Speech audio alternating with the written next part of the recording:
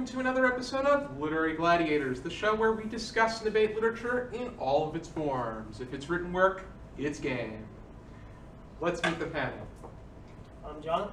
I'm Jackie. I'm Charlie. And I'm Josh. Hi, how are you? Oh, I'm doing well. How are you? Good. How are you today? I'm doing well. How are you? Doing okay? All right. What are we going over today? Today we were discussing the picture of Dorian Gray by Oscar Wilde. Oh, He's okay. a wild guy. Should be quite interesting. Mm-hmm. Oh, yes, it will. Already. Do we want to begin with the first question? All right, I don't know. I think I might have some business to attend to really quick. That's okay with you, Josh? Oh, okay. Yeah, you can go right ahead. Is that okay with you? Yep. So long.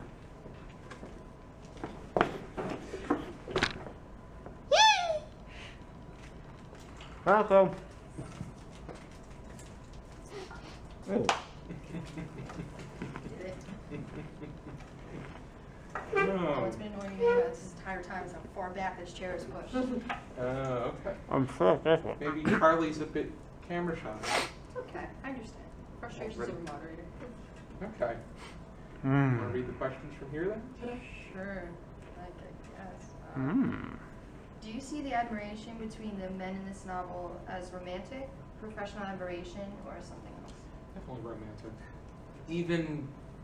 Even taking Oscar Wilde's homosexuality into account, the language is just something that you would say to somebody who You're romantically involved with. Yeah, you're romantically involved. It's not professionally. It's not a professional admiration. It's just the fact that I'll read an example. Page 12, chapter 1. Basil Hallward, or whether or not Dorian Gray was attracted to him. He likes me, he answered with a pause. I know he likes me. Of course, I flatter him dreadfully. I find a strange pleasure in saying things to him that I know I shall be sorry for having said. Well, I mean, I definitely agree when you say that Basil has a romantic interest or is enamored by Dorian Gray. I feel, though, when it comes down to Lord Henry, that he has more of a mentoring type when he first encounters Dorian, hey, let me show you how to get what you want, and then it slowly moves from just a mentorship to a liking him and using him for some sort of social gain, and then slowly becoming more enamored by him, just as Basil is. Yeah, I would definitely have to say it's something else because the way I would describe it is it's selfish lust. You know, they're both attracted to him in a different way. You know, Basil more for, yes, he's beautiful, but this is going to make me a great artist. Mm-hmm. You know, if I paint him, this is going to make me a star. It's Yeah, what he can do very from him. superficial attraction. Right. With Lord Henry, it's more of I can mold him into what I wish I could be. You know, so it's not romantic because there's no, it's not about love. It's about what they can gain from him or what that relationship is going to be. You know, how many times have you seen it in high school? Just college? You see certain people hanging out for what kind of social pluses they're going to gain from it. But just take that time into account. This is the most that they could do. Maybe on the surface it would be the fact that it had to do with what can I gain out of it, but maybe that's the only way they could address the issue. Somebody, the way Oscar Wilde wrote, he didn't skirt around the issues. He wasn't skirt around the issues. So, I think this is more of a, but this is a problem that we've had in society forever, is that sometimes people are with somebody for what they can gain out of it. It's not always... That's anything. Yeah. That's any kind of... there are many relationships that are driven by money, especially in this case. This is definitely upper class. I don't think that can really be, maybe middle upper, but I'm thinking that if you're getting painted. If you're getting your portrait painted, you're usually in the upper echelons of the Victorian society. Right? Yeah, that is true. This is... We all know how much Oscar Wilde loved a high-living Victorian society. But I mean, even Lord Henry, he's seducing him by scaring you know, saying that your love, you know, your beauty is going to disappear. You know, live it up now. So he's doing it by putting him down, basically, you know, and scaring him into the thing. So I mean, that's not romantic to me. You know, scaring somebody into the relationship. I don't know about that. Is there anything anybody else want to bring up? Ready? Our next question.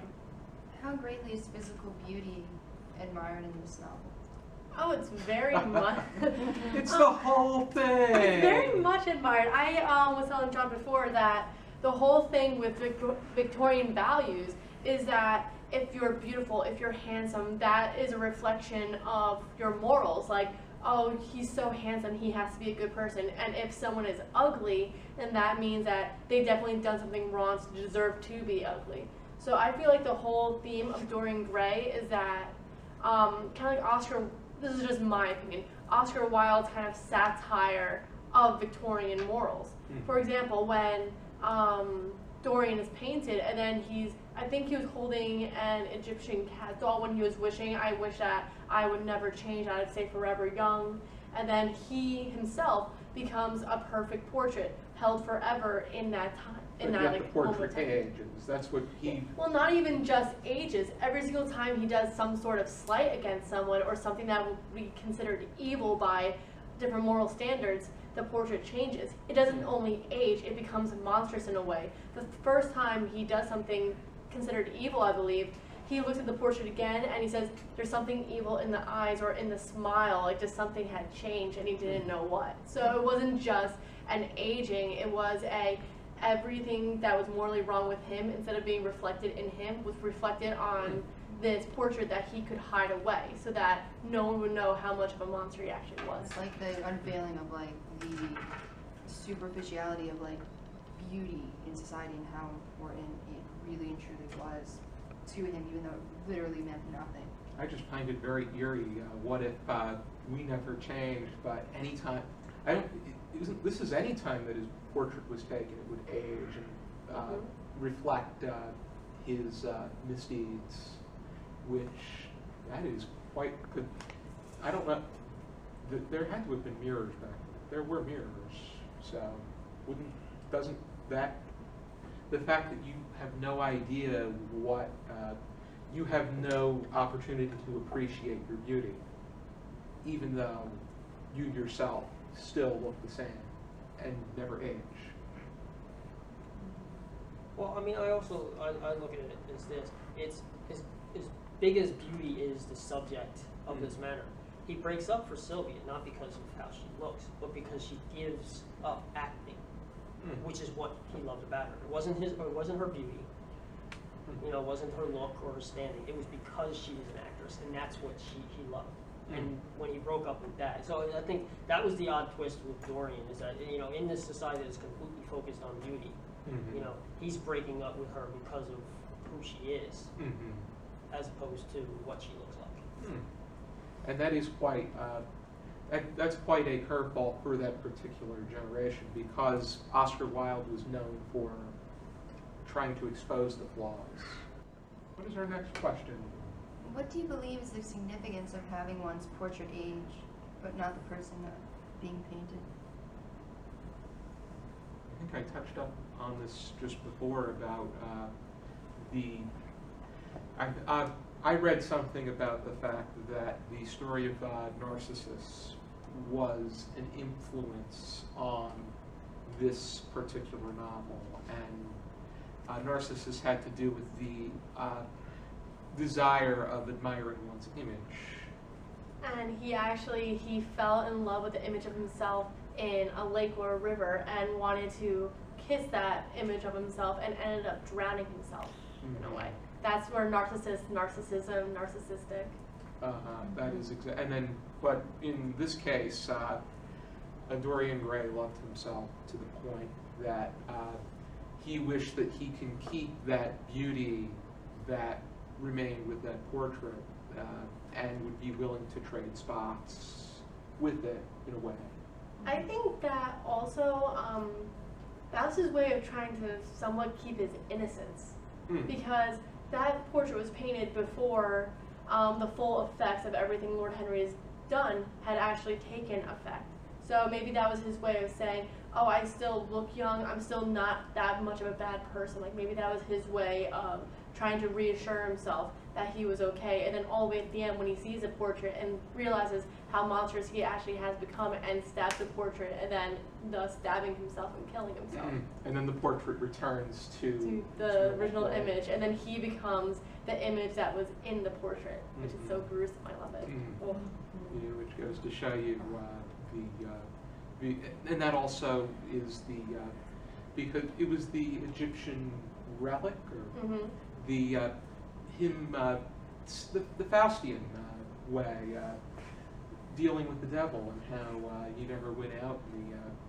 It's always the devil that wins in those kind of deals. You can't really cheat death in old age. I mean, it's like the ultimate vanity, you know, because, you know, you talked about the mirror, but, I mean, basically the portrait was the mirror, except it was reversed.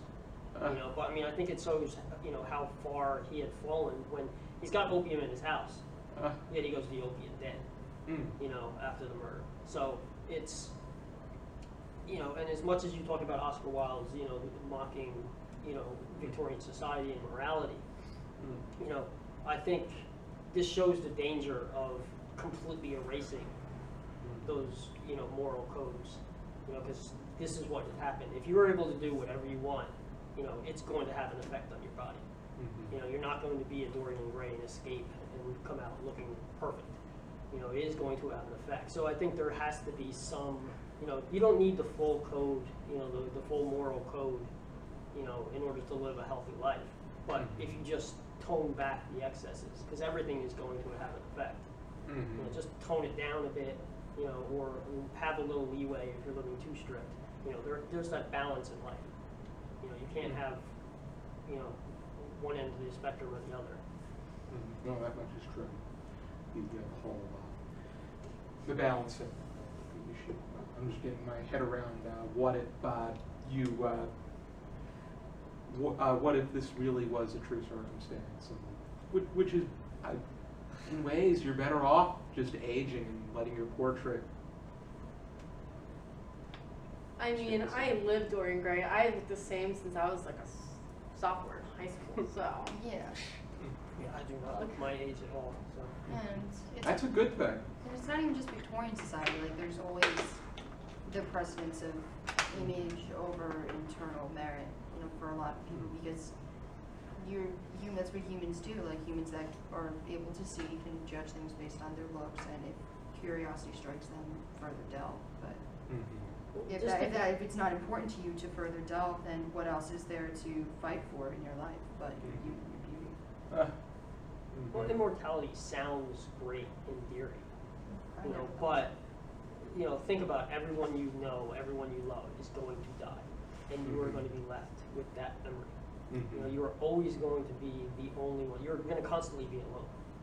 You know, and it's, you know, you're constantly not left with worth that it. curse. That's the whole even the dystopian idea. But this is more about immortality than it is but the idea of the everything being great rings true. The fact that there really is no such thing as ultimate greatness. The grass is never greener. It just comes down to how well you water your grass and what you use to fertilize it. Already done. Anybody have any final thoughts? I love Oscar Wilde. He's amazing. Read everything you can, and more. I was actually, I had found a quote that I am obsessed with Oscar Wilde, and this is something that I really love about it, that 3 of the characters in Dorian Gray were reflections of himself. Basil Hallward is what I think I am, Lord Henry is what the world thinks of me, Dorian is what I would like to be in other ages, perhaps. I saw that quote myself. That was quite something, because those 3 are the major characters, and they have the most area of concentration. So I could see that being quite remarkable, just as Oscar Wilde was himself. Very extraordinary man for his time. a shame the way that he ended up being destroyed for being himself. Yeah. Well, I think that was the point of this whole book. Like, you can't really, is it even okay to be yourself, even amidst like all the other struggles on top of like life or death or eternity or to die young? That's why I think his homosexuality plays quite a role in the way that the story is driven, even if there are people that may disagree. But otherwise, if you're interested in checking out The Picture of Dorian Gray and Oscar Wilde's other works, here is a collection from Fall River Press. All those other works, people. Not just The Picture of Dorian, The Importance of Being Earnest is in here. Awesome, good. Lady Windermere's Fan, A Woman of No Importance, An Ideal Husband, Salome, The Duchess of Padua, Vera of the Nihilists, A Florentine Tragedy, La Sente Cortesani, and then there's story collections, Lord Arthur, Seville's Crime and Other Stories, The Happy Prince and Other Tales, and A House of Pomegranates. Already, definitely check this out. This is very affordable. I want to say $7.98. You could find it at Barnes and Noble. Definitely check it out. It's same place I got this over by the Shakespeare collection. Showed people on some episodes. Be sure to join us next time for another episode of Literary Gladiators. For now, keep reading.